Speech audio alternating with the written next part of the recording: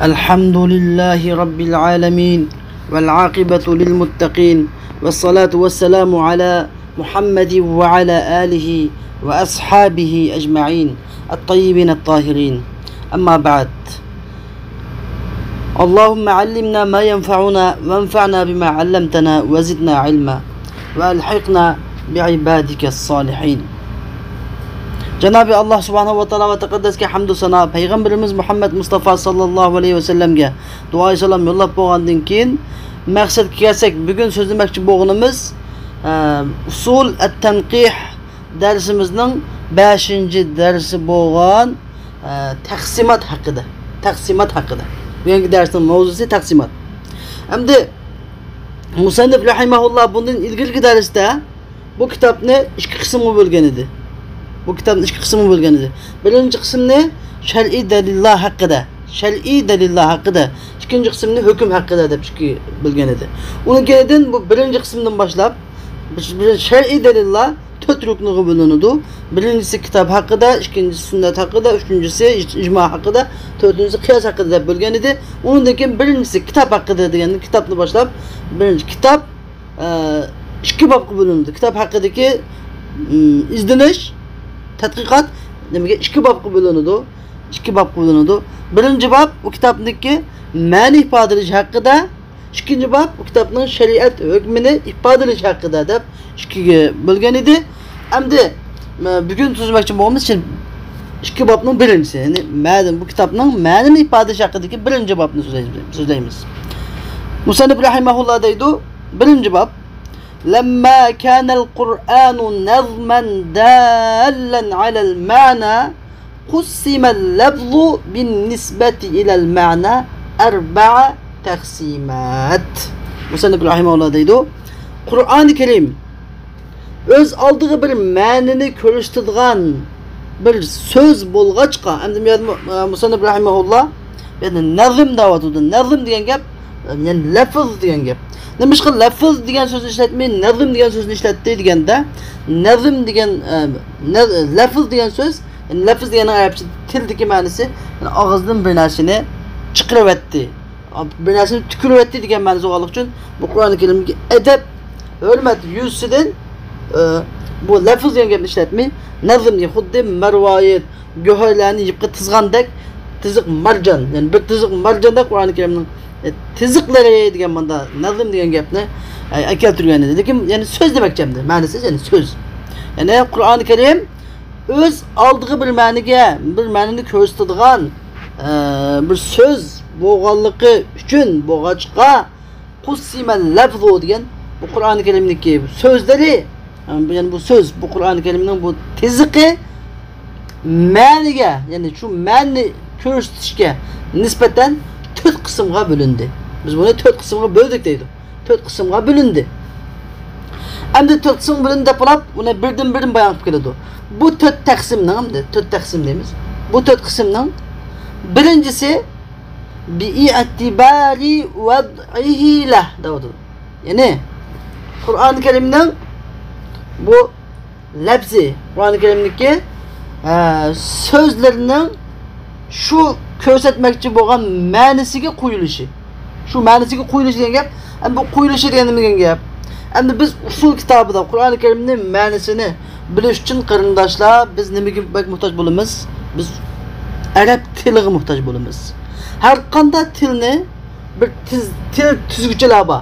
Har qanday bir tilni tuzguchilar bor. Eng dastlabda shu ma'lum shaylarga ma'lum ismlarni qo'yib atab kelgan, shuningda til shakllangan. Masalan, bizning tilimiz qoladi, biz Uyg'ur tiliga misol olaylik. Bizda shir deb bir ism bor. Shir degan ismni bizning oti bo'larimiz, ilgari ism qo'ygan oti bo'larimiz, intayin yaylalari bor, magan tishlari bor, o'tkir tishlari bor, nihoyat kuchli panjalari bor, intayin jasoratli, qo'rqmas, hayvatlik, yo'g'on bir yirtqich hayvonning qo'ygan shir degan ismni. Mana bu dastlabda qo'ygan vaqtida bu shir degan ism shu yirtqich yuqorqi shu yirtqich hayvonning qo'yilgan. Shir degan ism shu hayvonga qo'yilgan. Xuddi shuni o'ylab deyapti Musannif rahimahulloh. Qur'oni Karimning so'zliklarimi şu ko'rsatilgan ma'lum ma'niga, ma'lum so'zlik ma'lum ma'niga qo'yilgan. Anladın? Mana mushu haqdagi tahlil, mushu haqdagi izlanish birinchi taqsim. Endi bu to'rtga bo'lindi qarindoshlar. Bu haqdagi izlanish to'rtga bo'linadi. Ma'lum bir so'z faqat bir ma'niga qarab qo'yilgan. Ma'lum bir so'z faqat bir ma'niga qarab qo'yilgan bo'lsa, bu xos deb ataladi masalan.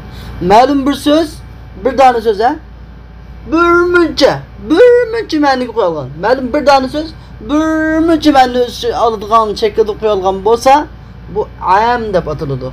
Ma'lum bir so'zning buning ma'nosi va buning ma'nosi var bunda. Anda hamma narsa emas, hamma bir narsa emas. Uningga ko'rsatilgan yoki buni ko'rsatilgan. Ma'lum bir so'z ya uni ko'rsatilgan ya buni ko'rsatilgan. Masalan, bizning tilimizdagi masalan, olma desek, olma degan gapni yeydigan bir meva qo'yilgan bo'lsa, yeni bir shaklda deganda bu bir narsaning ismi bo'lmasdan balki fi'il bo'lib, ma'nosini olmagansan. Bu narsani olmagan degan gapga olma degan. Bunda ism bo'lib qo'yilgan masalan. Bunda masalan mushunda shakldagi yoki uningga yoki buningga, ya'ni qo'shma'nilik so'z deymiz bizniki Uyg'ur tilida. Bunda bo'lgan bo'lsa, buni arabda mushtarak masalan. Bunda bo'lsa mushtarak. Uningdan keyin shu ikki bu yerdagi bu olma degan gap olmani ko'rsatyapti, yeydigan mevani ko'rsatyapti yoki ma'nosini olmagan deganni ko'rsatyapti deb ikkisini birini tayin qilsak, ma'noni biz bu ma'ni uchun qo'ygan deganni tayin qila olsak, bu muavval deb ataladi. Mana birinchi taqsim to'rtga bo'lindi. Xos, am, mushtarak muavvalda to'rtga bo'lindi. Uningdan keyin musannif rahimahulloh to'rt taqsimning ikkinchisini bayon qildi. Undan keyin summa bi'tibari istimalihi fihi. Ya'ni bu lafzni, ya'ni Qur'oni Karimning bu so'zligini shu so'zni ko'rsatgan ma'niga ishitish e'tibori bilan degan, ya'ni bu ikkinchisi. Bu nima deganlikni tushuninglar, qarindoshlar.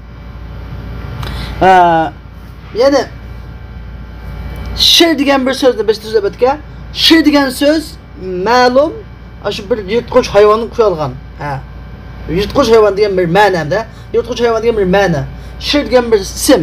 Mush ism mushu ma'niga qo'yilgan bo'lsa, endi biz ba'zi chaqda bu she'r degan ismni shu hayvonga ishlatmay insonni meniga ishlatib salqan shu.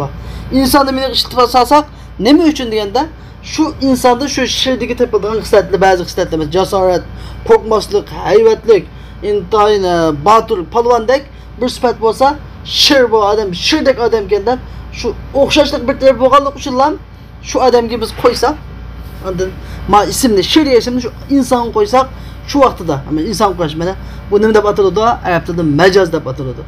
Agarda shu she'r degan ismni shu yirtqich hayvonning o'ziga qo'ysak, buni nima deb ataladi? Haqiqat. U haqiqat deb ataladi. Undan keyin shu mushaqda, ya'ni shu so'zlikni shu ma'niga ishitish, nima shu ma'nisini o'ziga ishitish haqiqat deb ataladi. U so'zlikni u ma'ni boshqa bir ma'niga ishitish o'qish bir aloqa sabablik nima? Majoz deb ataladi. Bir gapning uchuq gap bo'lishi. Shu so'zlikniki uchuq bo'lishi nima? Salih deb ataladi. Shu so'zlikniki yepiq bo'lishi, shu so'zlikning yepiq shaklda bo'lishi kinoya deb ataladi. Mana bu 4. İkinci taqsim 4ga bo'lindi. Qancha oldu? 8 oldu. 8 gap bo'ldi. Ondan keyin Musannif rahimahulloh deydi, 3-chi taqsim yani. 3-chi taqsimni bayon qilib deydi, bi'tibari zuhuril ma'na minhu va khafaihi va maratibihima. Endi biz bu lafzidan, Qur'oni Karimning bu so'zliklaridan ma'niki biz shu so'zliklarning ma'nolarining oshkor bo'lishi yoki shu ma'nolardan shu lafzlardan bu so'zliklarniki maxfiy, yushrun bo'lishi va bu oshkor bo'lish va yushrun bo'lishniki martabasi, darajalari. Ya'ni ro'shanlik, uchuqlik darajalari, mujmallik, yepiqlik darajalari. Mahaqda buni xato qilib turib 3-chi taqsimni qildik deydi. 3-chi taqsimni qildik. Xo'sh, bu xos-xosini desa masalan, Qur'oni Karimdan bir lafzlarning oshkor bo'lishi deganda masalan, birinchi zohir deb bir zohir. Ya'ni hech qanday bir nimaga gap uchuq, gap aniq, intayin ma'nosi bir ma'no maqsad bu so'zdan aytdi ro'shan, zohir. Ikkinchi nas, bir söz alohida shu uchun so'zlangan, bir söz maxsus bir ma'no uchun. Shu ma'no jiddilab so'zlangan. Bu nas. Üçüncüsü mufassar. Uçuqlik degan uçuqlik darajasi mesela. Üçüncüsü mufassar degan mutakallimniki, ya'ni so'zlikchining murod maqsadini so'zlikchi o'zi tafsir qilib bergan. Men ma gapimdan bunda demakchi deb, masalan, ma kitobning hozir biz o'qiyotgan bu tanqih degan ma kitobning usul, tanqihul usul degan ma kitobning sharhi va tavdih deb, at-tavdih fi halli gawamid at-tanqih deb bir kitap var. Uni şu Sadr Şeria rahimahullah ma muhtasarını yazıp bulab, onu kendi bunu yeni kanartır mı qan? Tavdih degan kitap o'zi yazib bergan mesela. Bu da shuningdek mufassir degan kitap tavdih ma tanqih nisbatan mufassir bo'ladi, mufassir. Xuddi shuningdek. Ya'ni mutakallimni Alloh taolo bir so'zni so'zlaydi. Masalan, fasajadal malaikatu kulluhum ecmaun deb. Malaikalar hamma sajda qildi degandan keyin biz hammalar bu sajda qilganligini bildik. Lekin hammasi sajda qildimi yoki bir qismi sajda qildimi? Bunu bilmay qoldik. Kulluhum degandan keyin hammasi degandan keyin hech qaysi malaikalar chalqamabdi, hammasi sajda qilibdi deb bildik, lekin hammasi bir vaqtda sajda qildimi yoki ayrim holda sajda qildimi uni bilmay qoldik. Shuni Alloh taolo ecmaun deydi. Biliyorlar degandan keyin hammasi biliyorlar bir vaqtda biz muqamay sajda qilibdi deganni bildik. Mana mushuni o'zi mejadiki kulluhum ecmaun degan mufassir deb ataladi. Ma u uçuqlik darajasidagi 3-chi daraja bo'ladi. 4-chi darajasi bunun muhkem. Yani ayet-i muhkeme deyimiz Kur'an-ı Kerim Ali İmran suresinin başında ayet-i muhkemat deb alayda so'zlangan. Kur'an-ı Kerim'de mutashabiyat muhkemat deb ayetlar deb.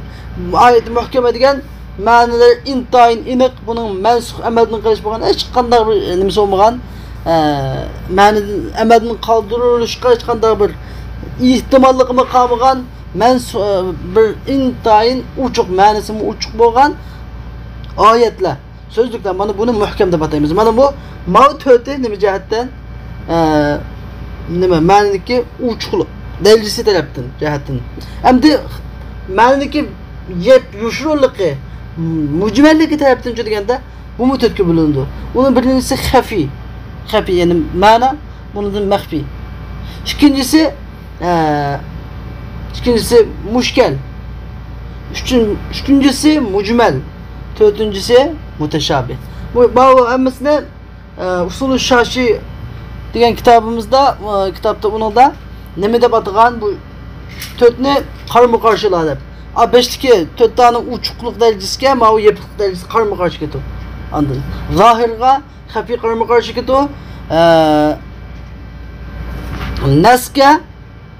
Nasga mushkal qarama-qarshi ketdi. Mufassirga mujmal qarama-qarshi ketdi. Muteşabihqa muhkem qarama-qarshi ketdi. Anladın? Agar da xafi yeshilsa nima o'tadi? Ya'ni zohir o'tadi. Agar da mushkal yeshilsa nas o'tadi. Agar da mujmal yeshilsa mufassir o'tadi. Agar da mutashabih yeshilsa muhkem o'tadi. Degan gap hamda. Anladın? Lekin mutashabihniki ma'nolari Alloh taolo uni oxiratga bizga qo'ygan, Alloh taolo o'zi biladi uniki. Ma'nosida biz mutashabih iymon etamiz, qanday kelgan bo'lsa shunda iymon etamiz. Alloh taoloning murodi bo'yicha biz iymon etamiz. Xo'sh, demak buni bilan bizniki nima qancha bo'lgan bo'ldi hozir? Birinchi e'tibor bilan 4, ikkinchi e'tibor bilan 4 8, uchinchi e'tibor bilan 8 16 ga bo'linib bo'ldi.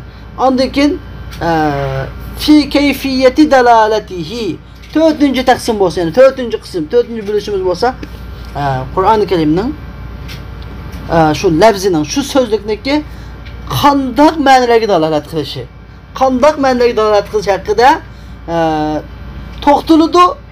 Bu bo'lsa, bu muddatga bo'linadi.